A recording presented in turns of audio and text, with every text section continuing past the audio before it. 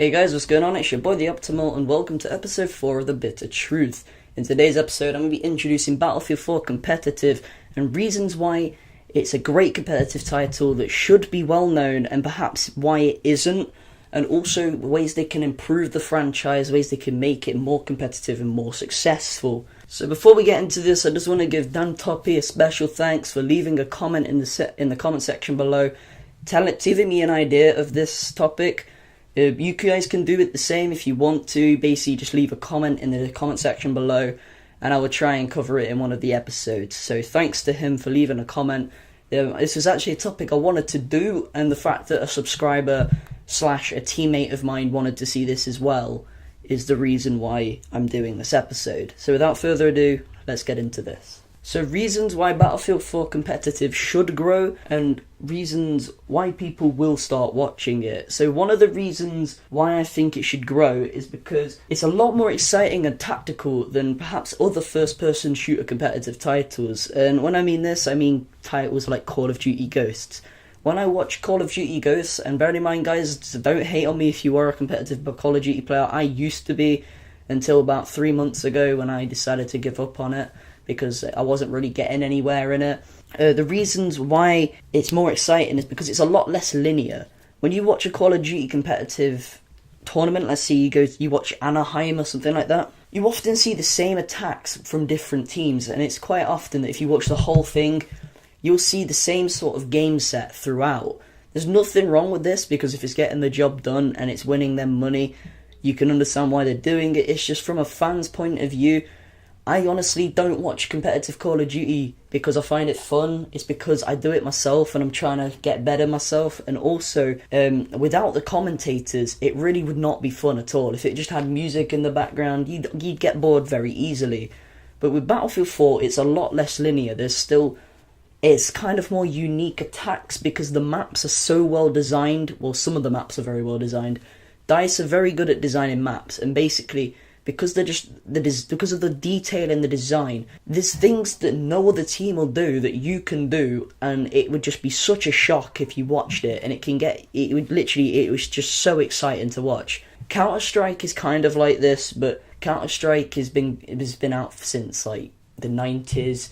And really, it is quite linear, and the games are very similar. So I think Battlefield 4 will overtake in a sense like this, and if people actually watched it, they would find it really exciting simply because they haven't seen stuff like this before. Also, there's more international teams, and what I mean by that is basically if you watch the like Counter-Strike, Call of Duty, League of Legends, Dota, there's often a lot of Americans and a lot of European, and when they mean European, they mean British. If you watch the like League of Legends or Dota, it's a bit more international. There's a lot more Asian teams around. But when it comes to console games or FPS, British American sort of FPS games like Counter-Strike, it's very, very them two team based, simply because that's where it is.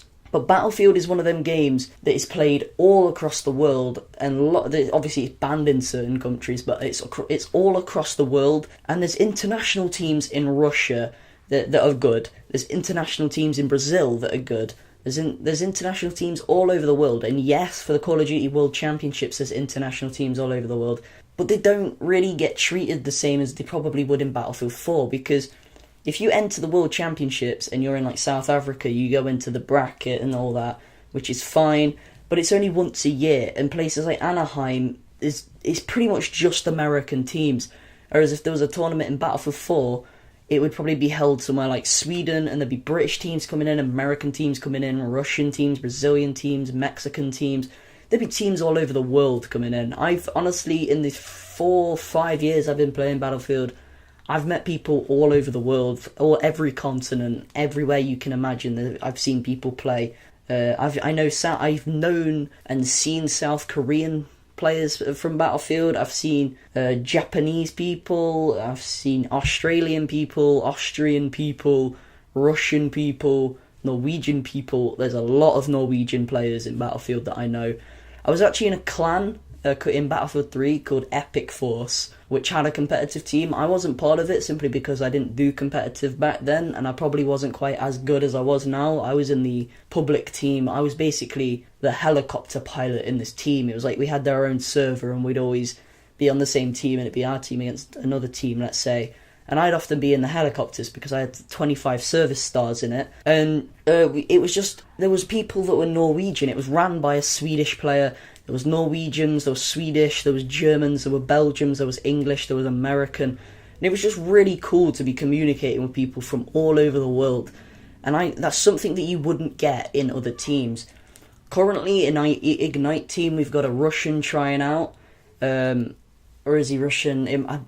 Excuse me, he's either Russian or Icelandic. I can't actually remember. I don't know how I got them two mixed up, but he's either one or the other. We've got an Irish player trying out. We did have a Scottish player that I knew, but he's decided he doesn't want to do it. We've also got maybe a few South African players potentially trying out for the team. And just think, if this was a team, we'd have the British players, but it'd be such a diverse team, and I just think that's really cool. So that's another reason why Battlefield would grow as a thing, just simply because of the worldwide feel of it. But it's also due to fairer games, and this is more for online tournaments, because there isn't that many LAN events. The LAN events are mainly PC at the minute, such as like DreamHack, things like that. But because it's servers, yes, it does cause complications in getting the game set up. But on Call of Duty, there's a host, and the host team always will have an advantage, and it's not really that fair. When you play an odd number of games, like 3, 5, 7, 9, whatever, one team's always going to host it more. And that just, to me, seems unfair, because that means that team's got one game extra advantage. And yes, if the other team's a better team, it would prevail anyway, but it's nice to have that 50-50 playing field from the start.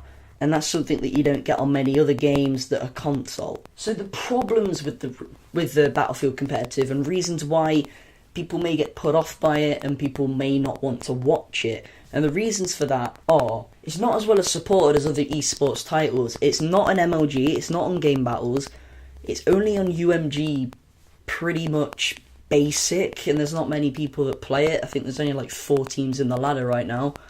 It's on Fragged Nation, but they're all pretty much just separate matches, if you know what I mean. It's like your own ladders that you make, and it's mainly just friends that play. So what should they do? Well, first of all, they need to fix the game that they're trying to play. Make sure the NAT code is perfect. If you play a game like Counter-Strike, the NAT code in that is sensational. Call of Duty has a very good NAT code as well. Well, it has a good NAT code, it's just it usually gets cancelled out by lag, but you can't really help that in a game that has a host. They need to try and make publicity. They need to partner off maybe with Game Battles or MLG. They need to get more credibility. DICE needs to support it a lot more. It does support it as it is, but they need to support it a lot more. They need to get it out there. They need to promote their tournaments, not just on Twitter. They need advertisements. Battlefield need to put it in the battle feed and on Battlelog saying $1,000 online tournament tonight or something like that, and then have a link to a live stream, just like Call of Duty does, you know. And it brings in people, and they might go, you know what, I might want to try that out. It would help. It's promotion, it's media, it's how it works. It's what will help it like promote itself. And of course, they need to make the game 100% fixed. I've already said that. But DICE also need to put competitive categories in, because right now, you can make the game competitive yourself by basically changing a few things, making something 5v5 instead of 10v10, let's say. But we shouldn't have to do that. There should be separate servers that are locked, and when you set up and they're competitive servers, so there'll be like Obliteration 5v5, Defuse 5v5, Domination 5v5, and what you'd do is you'd go on the website, let's say Battlelog or anything, and it would give you a server name, the exact server name, all the game modes would already be set up on that said server, and it'd give you the password to that server. You simply just put the password in, and boom, both teams ready to go, match is set. If they did these things, I think it'd expand a lot further. With all this said, guys, I'm still looking for players for my Battlefield team. The organisation did actually change names, so if you're looking for an Orbital Esports, it's no longer called that, it's now called Ignite. And the reason for the name change, I think, was because there was already a team called Orbital or something like that. But anyway, guys, I hope you guys enjoyed today's episode. If you found this helpful, and maybe it's helped you raise awareness of Battlefield 4 competitive, definitely go check it out. It is a really good competitive game. It's fun to watch. I personally play it, it's great to play. And I hope you guys enjoyed today's video. Make sure to leave a like, comment, and subscribe if you're new, and I'll see you in the next one, guys. Peace.